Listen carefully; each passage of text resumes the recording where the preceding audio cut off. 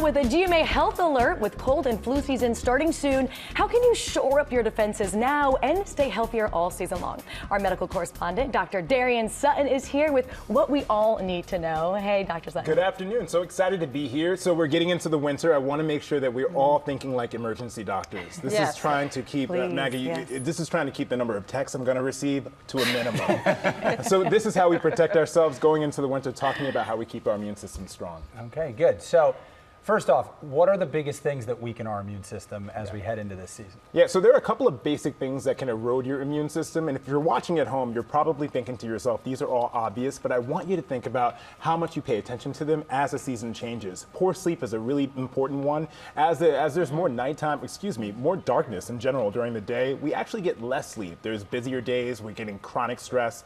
All of that is associated with cortisol. When cortisol goes up, when you don't have enough sleep or you have too much stress, that can reduce your immune response, and then you get on a busy subway, you're exposed to the flu or the cold, and bam, you've got a new viral illness. So you want to pay attention to those things. Also, nutrition, exercise, and excess alcohol, especially as we step into the holiday period, you want to be mindful of that because those can also reduce your immune response. Yeah, that keyword excess alcohol, so I won't quiz you on that. But when people are talking about something like the flu, there is so much advice out there. Yeah. So how do you rank sort of order of importance of what people should and can be doing? Obviously, washing your hands, I imagine, is something top of mind, right? Yeah, so those are some basic mitigation efforts, but the number one thing you can do to reduce your risk is, of course, a flu vaccination. So flu vaccines are not perfect, but they reduce your risk of severe illness, hospitalization, and death by about 40 to 60%. Janae, we talked about this over the weekend. It's about the same safety that you get when you're putting on a seatbelt. So that's how you want to think about it. That was so good on It's about the same GMA. thing. And so one of the reasons you put on a seatbelt is to reduce your risk of death in the event of a car accident by about 40 to 60%. So when you get your flu shot, you're putting on your seatbelt to get into the winter.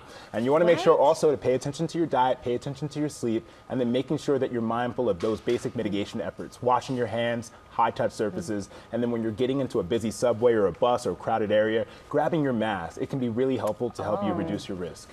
I have a selfish question for Yes. you, because I feel like I try to do all the things you just mentioned, but I have two little kids at home. I know you have three. If someone is sick every single week without fail, and so I dabble in trying supplements. Yes. Do they work? Can they help? What's your take? Well, for the average well-nourished person, the studies show that we really probably are not nutrient deficient. So if you're getting your vital nutrients, if you're getting your leafy greens, then yes. But certain supplements, I know, Will, you're curious about this, that you want to look for if you're thinking about them. Vitamin D has the most data behind it. Zinc and vitamin C also have data behind it. The other ones, not so much. So if you're going to lean into a supplement, you can look for those, but making sure that you're getting it from your food first. See, me having three kids, they're always being sick. That's why he gets so many texts. That is actually, that is truly a source of unfortunate infections, so you got to pay attention. Well, we love supplementing our day with Dr. Darien Sutton. Thank you for making us smarter and healthier and safer. We appreciate you.